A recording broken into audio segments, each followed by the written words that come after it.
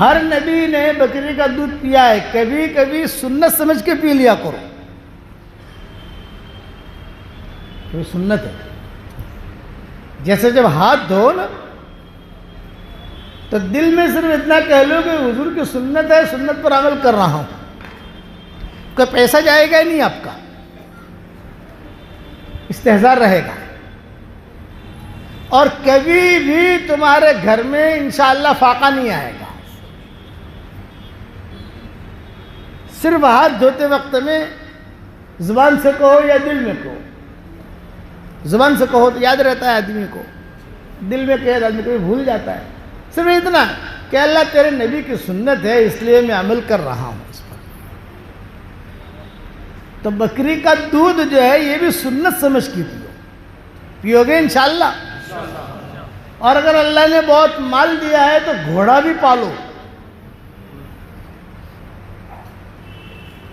یہ میں حفیظ بھائی سے کہوں گا، ان کے پاس جگہ بہت ہے، وہاں رات ہم ٹھہرنے والے ہیں، گھوڑا پالو۔ کیوں؟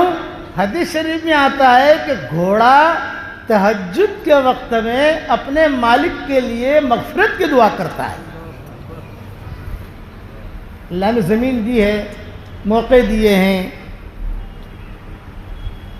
ہر آدمی، بمبے والا بیچارہ کیا گھوڑا پالے گا بمبے میں، خود اپنے بچوں کو پال لے غنیمت ہے۔ باپی کے اندر شہر میں کیا گھوڑا پالے گا آدمی، لیکن یہ جنگل، جن کے مکانات جنگل میں ہوتے ہیں یا تھوڑا سا شہر سے دور ہوتے ہیں، چلو مکانات نہ ہو لیکن ان کے پاس زمینیں ہیں۔ وَأَرْضُ اللَّهِ وَاسِعَةٌ، اللہ کی زمین وسیع ہے۔ یا عبادی ان ارضی واسعہ، اے میرے بندے میری زمین بہت وسیع ہے، میری ہی عبادت کرو، یہ حکم ہے آسمان سے۔ تو روایتوں میں ہے کہ گھوڑا روزانہ تہجد کے وقت میں اپنے مالک کے لیے مغفرت کی دعا کرتا ہے۔ اسی لیے عرب جو ہے آج بھی گھوڑوں کے شوقین ہیں، جہاں انہیں پتہ چلے گا 100 نام ہے گھوڑوں کے، 100 کتنے؟ 100۔ کالے گھوڑے کو یہ کہتے ہیں، لال کو یہ کہتے ہیں، سفید کو یہ کہتے ہیں، کسی کے داہنی طرف تھوڑا سا داغ ہو تو اس کا نام یہ ہے، کسی کے بائیں طرف داغ ہو تو اس کا نام یہ ہے۔ خوب پیسہ لگاتے ہیں۔ ابو ظبی کا ایک بہت بڑا ہمارا ساتھی تھا، پوری ابو ظبی کی جتنی پراپرٹیاں ہیں اس کی چابی اس کے پاس، دبئی کی، ابو ظبی کی، سارے دنیا میں، یعنی وہ ہیڈ۔ تو اس نے ریزائن دے دیا، بھئی میں یہ کام نہیں کر سکتا، مجھے آپ چھوڑ دو، میں یہ کام نہیں کر سکتا۔ تو میں نے ان سے پوچھا ایک مرتبہ، وہ ملتے رہتے ہیں ہم کو، تو میں نے پوچھا کہ شیخ تم نے کیوں چھوڑا؟ تو اس نے کہا گھوڑوں کی وجہ سے چھوڑا۔ یہ اس نے مجھے جواب دیا، شیخ غانی۔ اس نے کہا شیخ میں نے گھوڑوں کی وجہ سے یہ ڈیوٹی چھوڑ دیا، حالانکہ مجھے بہت بڑی تنخواہ دیتے تھے، ملک زید مجھے، یعنی چڑکی میرے پاس رہتے تھے۔ ہمارا نظام الدین میں وہ چلہ لگانے کے لیے آئے رمضان کے مہینے میں، اور گرمی کا رمضان، اور چلہ لگانے کے لیے آئے، اور حضرت جی سے آ کر کہا کہ حضرت مجھے چلہ لگانا ہے۔ تو حضرت تو پہچانتے تھے، حضرت نے کہا بھائی ہاتھی ہے، اس کو کھلانے کی بھی فکر اور اس کو باندھنے کی بھی فکر، اب اس کا چلہ کہاں لگواؤ گے تم؟ اور انہوں نے ایک شرط لگائی کہ حضرت چلہ لگاؤں گا میں دہلی میں ہی، بمبئی، بنگلور، مدراس کہیں نہیں جاؤں گا۔ تو حضرت نے پوچھا کیوں؟ تو بولے ہماری حکومت کا معاہدہ ہوا ہے، ہندوستان کی حکومت اور ہماری حکومت کا، کہ روزانہ میرے نام کے 2 فلائٹیں آئیں گی، ایک صبح اور عشاء کے بعد۔ وہ میرے پاس پرچے لے کے آ جائیں گے چیک، تو مجھے 1 گھنٹہ روزانہ چیک پر دستخط کرنے ہوں گے، 1 گھنٹہ، اتنا بڑا آدمی۔ اب حضرت بڑے پریشان کہ دلی میں تو کوئی ایسی جگہ ایسی ہے نہیں، بھیا کہتے تھے بنگلور بھیج دیتے، تھوڑا ٹھنڈا ماحول ہے، مکانات اچھے ہیں، وہاں مسجدیں اچھی ہیں، دلی میں تو کوئی نہیں. بولے ہمارا تو یہ اگر مجھے پہلے پتہ ہوتا تو ہم بنگلور سے معاہدہ کرتے حکومت سے، وہی تو ہمارے دلی سے معاہدہ ہو گیا ہے، اس لیے چلہ تو میں یہ لگاؤں گا.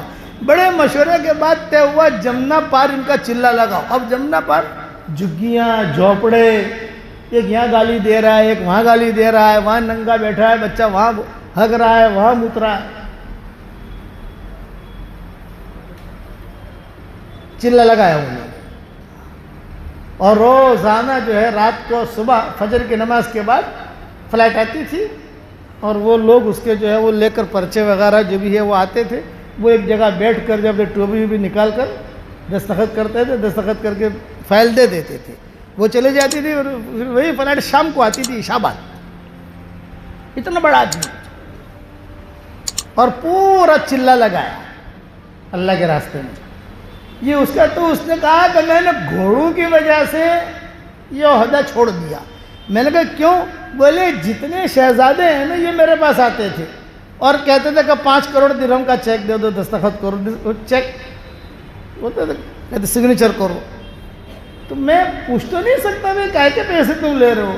ایک مرتبہ اس نے جو ہے $2 ارب کا سگنیچر کرو. میں بڑا پریشان. میں نے شیخ زید کو فون کیا، میں نے کہا یہ تمہارا بیٹا آج اس کی عمر 15 سال کی ہے اور یہ چیک مانگ رہا ہے تو میں تو سر کر دوں گا، لیکن ذرا پوچھو تو صحیح کائے کے لیے کر رہا ہے. میں فون پر بات کر رہا تھا، وہ سامنے کھڑا ہوا تھا. تو اس نے کہا ابا کو کیوں پوچھا؟ میں نے کہا بھائی تو تیری عمر ہے، یہ پیسوں کی تیری عمر ہے. تو اس نے کہا میں نے کوپن ہیگن ایک یورپ میں ایک ملک ہے، وہاں سے میں نے گھوڑے خریدے، یہ ان گھوڑوں کی رقم ہے، یہ ان کو شوق. اور کیا کہہ رہا ہے؟ سنت پر عمل کر رہا ہوں. تو شیخ غانم نے کہا رہے سنت پر عمل کرنا ہو تو بہت چیزیں ہیں یار تیرے پاس سنت پر عمل کے، خالی گھوڑا ہی ہے؟ گھوڑا دیکھ کافی ہے. شوق گھوڑوں کا، یہ عربوں کو بہت شوق، ہمارے ہندوستان والوں کو شوق نہیں. تو حضور صلی اللہ، اس لیے آپ کو کہتا ہوں کہ ایک تو بکری کا دودھ پیو سنت سمجھ کر، خالی گھڑ گھڑ علاج کے لیے پی لیا یہ نہیں، سنت ہے. ہاتھ دھو، کھانے کے لیے روزانہ ہاتھ دھوتے ہیں. دل میں یہ تمہیں سنت، علماء فقہاء نے لکھا ہے کہ جو آدمی روزانہ کھانے سے پہلے اپنے ہاتھ دھوئے اور دل میں یہ نیت کر لے اور یہ کہہ دے کہ اللہ یہ سنت ہے میں اس لیے کام کر رہا ہوں، تو اس کی انشاءاللہ قیامت تک کے آنے والی نسلوں میں فاقہ نہیں آئے گا.